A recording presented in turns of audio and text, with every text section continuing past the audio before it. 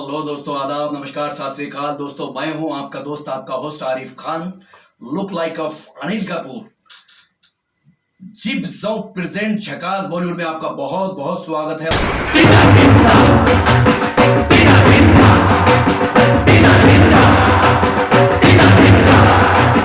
दोस्तों आज आपके बीच में एक ऐसी शख्सियत को लेकर के आया हूं मैं, जो किसी तारीफ के मोहताज नहीं है। इन्हें देखने के बाद आपके चेहरों पर मुस्कान छा जाती है। और ज्यादा क्या कहूं, इंडियन लाफ्टर शो से लेकर आज तक इनके जो फैन फॉलोइंग है इनकी, ये देश विदेश में, हिंदुस्तान तो अलग बात है, हिंदुस्तान में तो सभी है इनके फैन, लेकिन देश विदेश में इनके चाहने वाले इतने हैं। मैं खुद इनका इतना बड़ा फैन हूं। क्योंकि दोस्तों क्या होता है कि एक कलाकार होता है, कलाकार को हम प्यार करते हैं, लेकिन अगर कलाकार के साथ कोई अगर इंसान भी बहुत अच्छा हो तो उसके लिए हमारा प्यार डबल बढ़ जाता है, मतलब सोने पे सुहागा हो जाता है। तो ऐसी ही एक शख्सियत है हमारे बीच, जिन्हें हम एहसान कुरैशी के नाम से जानते हैं। आप जब भी इनको देखते हो आपके चेहरे पर मुस्कान खुद ब खुद छा जाती है। तो मैं चाहूंगा दोस्तों कि ऐसी शख्सियत का झकास बॉलीवुड में बहुत बहुत स्वागत है, जिनको हम एहसान कुरैशी के नाम से जानते हैं। जोरदार तालियों के साथ में एहसान कुरैशी साहब का झकास बॉलीवुड में बहुत बहुत स्वागत है।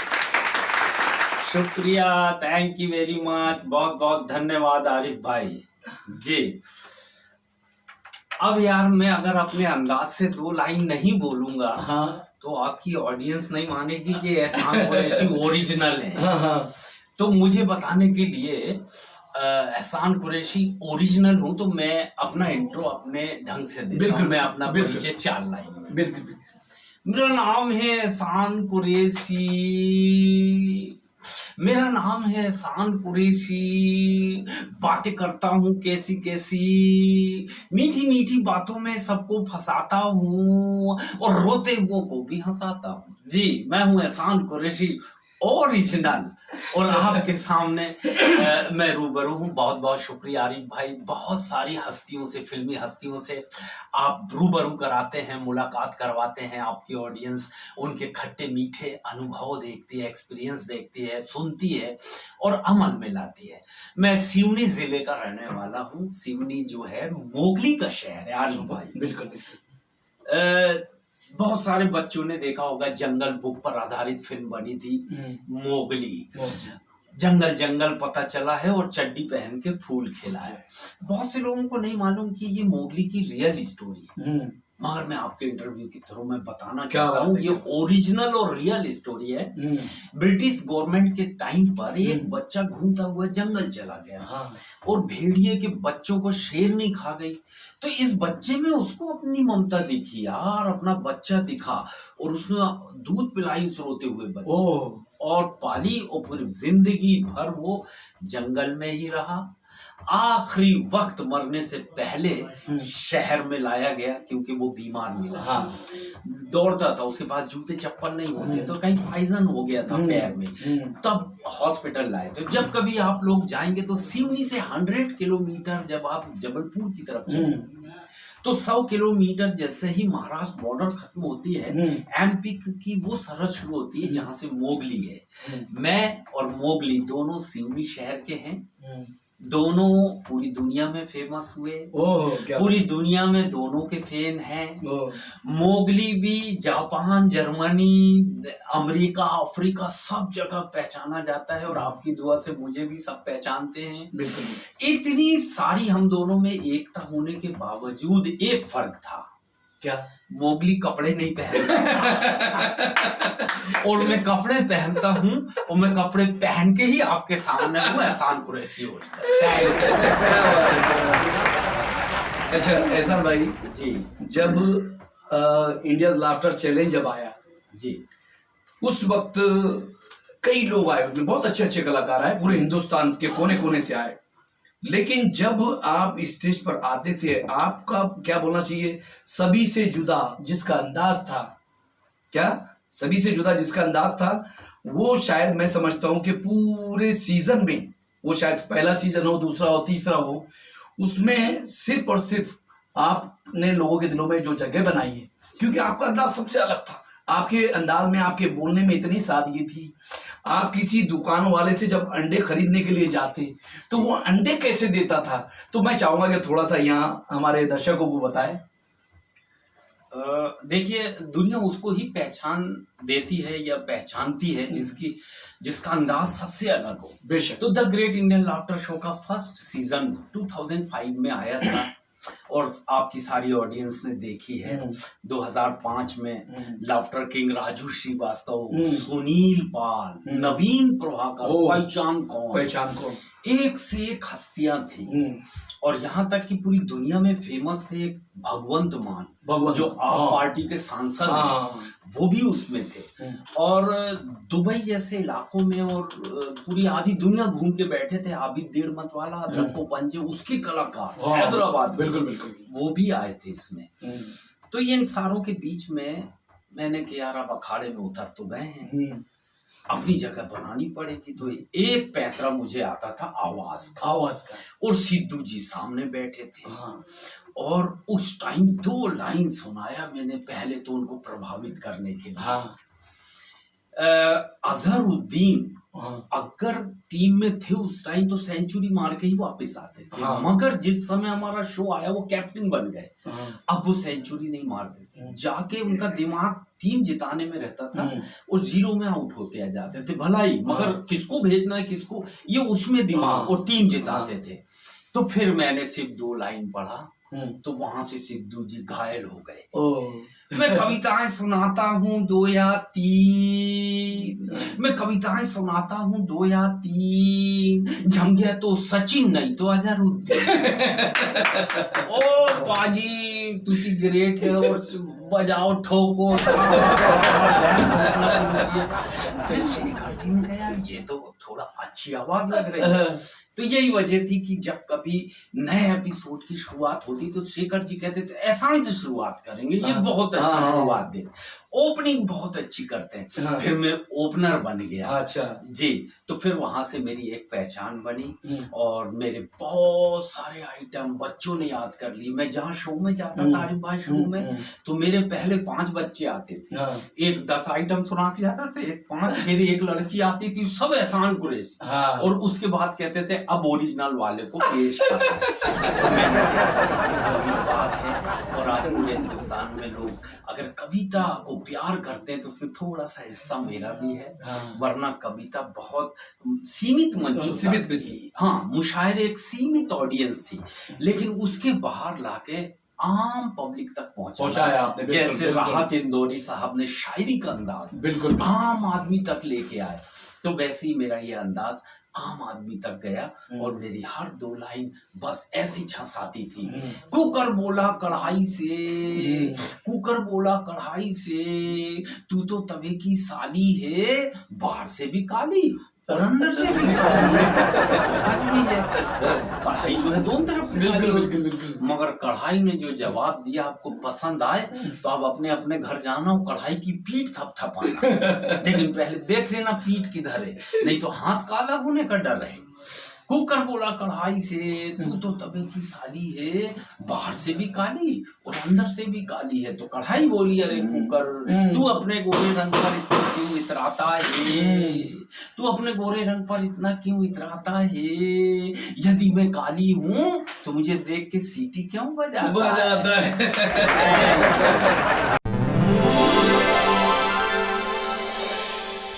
हाँ तो दोस्तों, ब्रेक के बाद फिर से आपकी खिदमत में हाजिर है झकास बॉलीवुड को लेकर के। जिप्स ऑफ प्रेजेंट झकास बॉलीवुड। मैं चाहता हूं कि कुछ आइटम और कुछ इनके जिंदगी की जो दास्तान है जहां से शुरुआत हुई, तो मैं चाहूंगा एहसान भाई कि आपकी शुरुआत ये कैसी हुई, सिवनी से आप मुंबई तक का सफर कैसा रहा?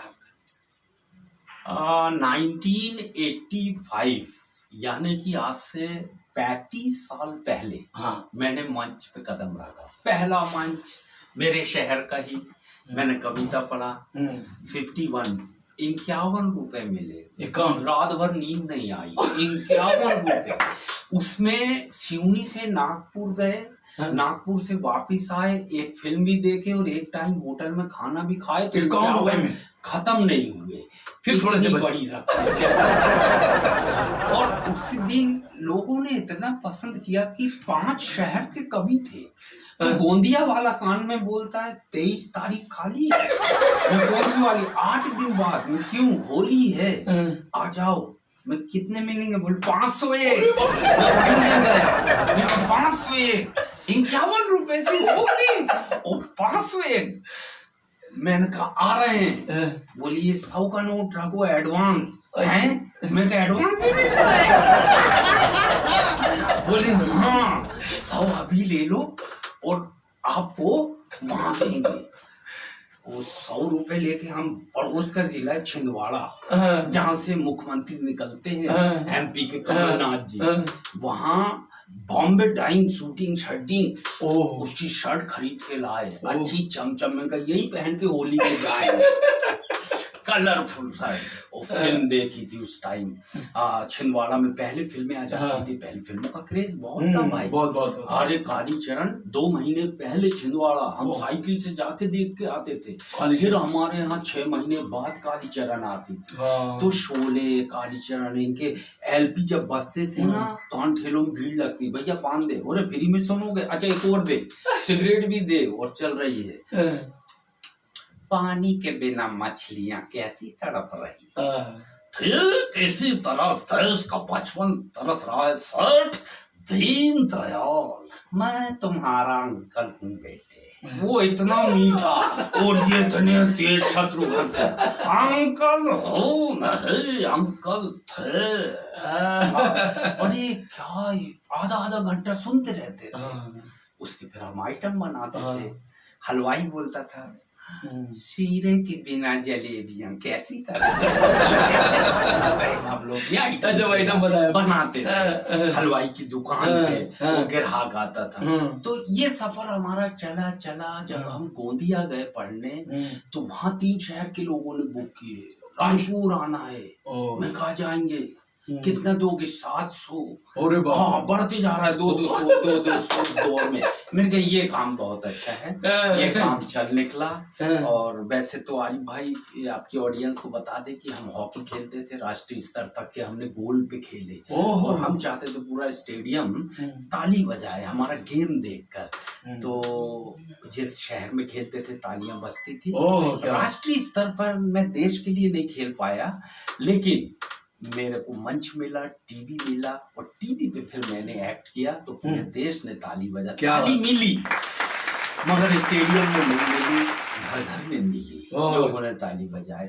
और लेकिन फिर भी मैं खिलाड़ियों का बड़ा सम्मान करता हूँ। मेजर ध्यानचंद जी का ये देश है, ये हॉकी के जादूगर थे, और ऐसी हॉकी से चिपक जाती जैसे गोंद या फेविकॉल या फेविक्विक।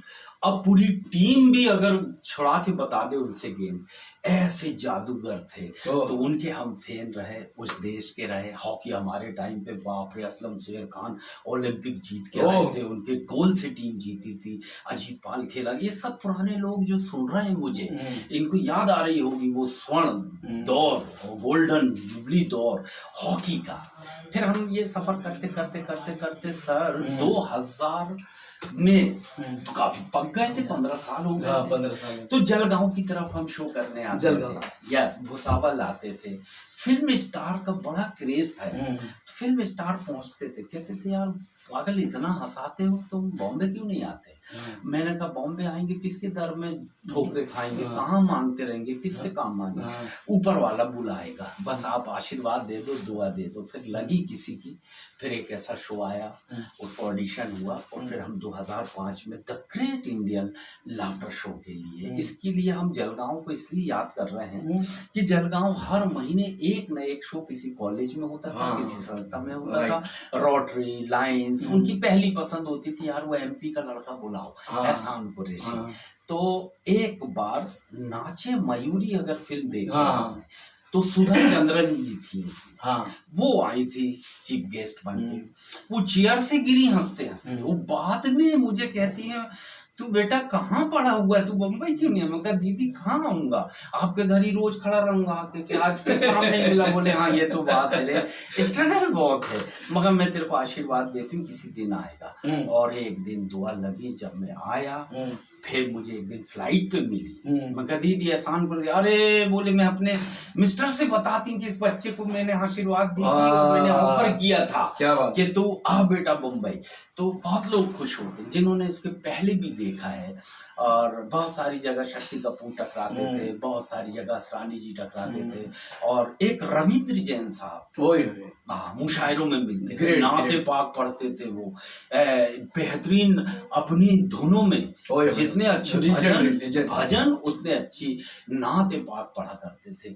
वो कहते थे धीरे से बुलाओ एहसान को, फिर कान में दिखता तो था नहीं बेचारों को, लेकिन कान में बोले तुमने पेट दुखा दियो मेरा, बम्बई आना, मेरे घर आना, हाँ मैं कुछ करूँगा तुम्हारे लिए, मेरा फील नहीं है तुम्हारे लिए कुछ, लेकिन तुम कॉमेडी में खूब करते हो, हंसाते हो। तो ऐसे लोग आशीर्वाद देते थे भाई। और मुझे जहाँ तक मालूम है आपका जो जन्म स्थान है वो है आकोट।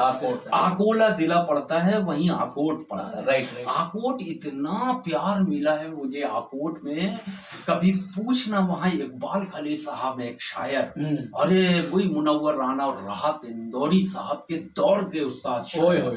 अरे बोले बेटा एक बार तेरे को जरूर बुलवाएंगे आकोट। फिर मेरी नाइट हुई और पूरे 3 घंटे की नाइट मैंने अकेले की थी। लोकल के लोग कुछ पढ़े थे थोड़ी देर, फिर मैं रामू बरेठिया जी बहुत अच्छे समाज सेवक सामने बैठ के सुनते थे।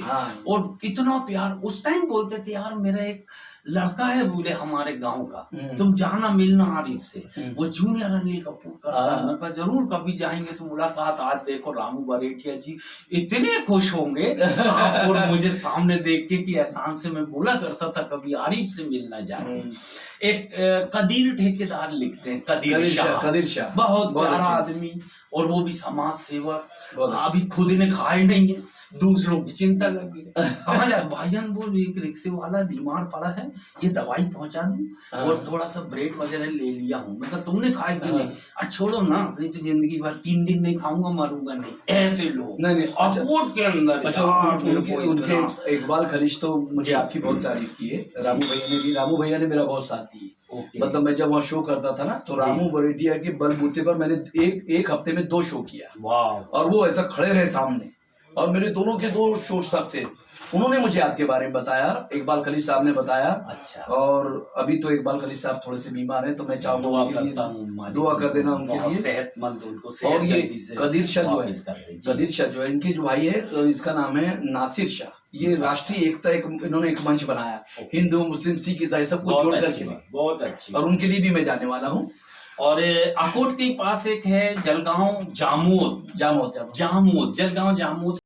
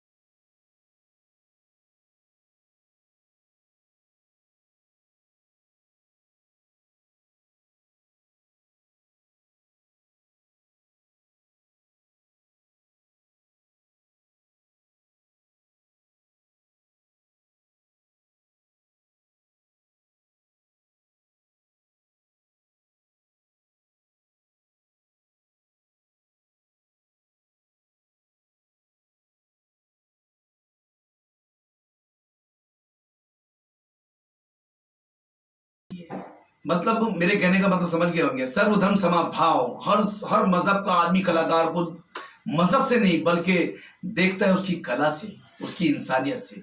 तो वैसी एक शख्सियत से आज की मुलाकात कराए। जाते जाते मैं बस इतना ही कहूँगा एहसान भाई जी कि आप वो शख्स है, कलाकार तो बहुत है मुंबई में हमने देखे हैं, मैं भी 30 साल मेरी इंडस्ट्री में गुजर गए हैं कि बड़े बड़े कलाकार देखे, ज़मीन से लेकर आसमान तक पहुंचते देखे। मेरे साथ में जो लोग स्ट्रगल करते थे वो आज ज़मीन पर थे, आसमान पर है। लेकिन जैसे ही ज़मीन से उठते हैं तो बोलते ना कि राह के पत्थर को ज़रा सा क्या तराशा हमने, थोड़ा सा हुस्न क्या आया कि मगरूर हो गए। कलाकारों की बात ऐसी होती है क्योंकि ये सक्सेस बड़ा पचाना बड़ा कठिन मामला है, खासतौर से बॉलीवुड वालों के लिए। तो जो लोग ज़मीन से उठ करके थोड़ा सा उड़ जाते हैं तो अपनी औकात भूल जाते हैं। तो मैं ऐसे लोगों को, ऐसे भी लोगों को जानता हूँ कि लेकिन उनका नाम लेकर के मैं उनको बदनाम नहीं करना चाहूँगा, बल्कि मैं ये बताना चाह रहा हूँ सबको कि कलाकार वही होता है कि जो ज़मीन डाउन टू अर्थ होता है, ज़मीन से जुड़ा होना चाहिए, वो चाहे कितना भी ऊपर पहुँच जाए। हमारे जूनियर किशोर भानुशाली, अभी परसों उनका इंटरव्यू हुआ था जी, उन्होंने एक बात बड़ी अच्छी कही थी, मेरे दिल को छू गई कि बोले जब आप ऊपर जा रहे हो, जब आप तरक्की की सीढ़ियाँ चढ़ रहे हो तो ये कभी मत भूलना कि पीछे वालों को मत भूलना, क्योंकि वापस लौटकर आपको उन्हीं से मुलाकात करना है। बहुत कितनी अच्छी बात है। तो वही सारी बातें आपके अंदर खूबी है। और आपके अंदर सबसे बड़ी बात यह है कि आप जिस तरह से अपने रिश्तेदारों का, अपने दोस्तों का, गरीबों का, मिस्किनों का जिस तरह से ख्याल रखते हैं वो हम जानते हैं, क्योंकि हम आपको फैमिली मेंबर हैं हम आपके, इसलिए हम आपकी हर अदा पर हम फिदा है। वो इसलिए कि आप बहुत बड़े स्टार है, बहुत बड़े कॉमेडियन है, इसका नहीं, एक ह्यूमन बीइंग बोलते हैं ना कि एक इंसानियत जो आपके अंदर है वो खास करके कि जो आप इंसानों के लिए दर्द है, वो चाहे फिर हिंदू हो, मुसलमान हो, जब कोई मजबूर आता है तो आप इस हाथ से देते तो इसको भी पता नहीं चलता। और वैसे ही मैं दोस्तों आज बताऊंगा कि मैं ऑल इंडिया लोकलाइक एसोसिएशन का प्रेसिडेंट हूँ। और जब हम पर भी थोड़ी सी आफत आई, अभी हम पर जो आफत आई, तो एहसान भाई ने, हमारे सभी लुकलाइक भाइयों पर बहुत सी आफत आई थी अभी लॉकडाउन के, किसी के राशन नहीं, किसी के कुछ नहीं। फिर हमने सोचा कि भाई हम अकाउंट भी खोलते हैं, हमारा तो अकाउंट भी खोले तो कैसा खोले, क्योंकि अब एक आदमी, मेरे पास 300 मेंबर है। उस वक्त जब एहसान भाई को ये बात मालूम पड़ी, क्या उनको जब ये मालूम पड़ी कि आरिफ भाई का अभी तक अकाउंट ओपन नहीं हुआ, अकाउंट अगर खुलेगा तो कोई उसमें मदद करेगा आइला एसोसिएशन की, तो सबका भला होगा। तो जब उनको मालूम पड़ा तो उन्होंने खामोशी से जो अकाउंट के लिए हमको जो पैसा, जो रकम लग रही थी, खामोशी से लाए, बुलाया, पता भी नहीं चलने दिया और हमको ऐसा दे दिया। आरिफ भाई बहुत बहुत शुक्रिया, ये तो हमारा फर्ज है, समाज में रहते करना चाहिए। एक बात मैं अपने सुनने वालों को बताऊं, एक बुजुर्ग ने बचपन में बताए थे, अगर आपके यहाँ कुआं है, पानी का कुआं खुदा है, आपने खुदवाए हो या पीढ़ी में किसी ने दिया हो बाप दादा के दौरान, और पूरा मोहल्ला उससे पानी ले जाके पीता है, कोई 2 बाल्टी, कोई 4 बाल्टी, उसमें कहाँ से पानी आएगा और ऊपर वाला कितनी जीरे फोड़ेगा अंदर ही अंदर, ये आपको नहीं पता नहीं, क्योंकि उनकी ऊपर वाले की आवाम पल रही है, उससे पानी बिल्कुल। और जिस दिन आप उसमें गेट लगा देंगे, लॉक कर देंगे, तो एक दिन आएगा वो पानी सड़ने लगेगा। और वही मोहल्ले के मैंने देखा हूँ, जिन लोगों ने ऐसा किया तो मोहल्ले में फिर कुत्ते बिल्ली मरते हैं ना, तो उनको फेंक देते रातों रात, तो वो पानी वो भी नहीं पी पाए। तो ये है जिंदगी का राज। क्या आपको 4 पैसे मिले हैं तो उसमें 4 पड़ोसियों का हक है, आपके रिश्तेदारों का हक है। बहुत टाटा बिल्डा मानी बनने की जरूरत नहीं।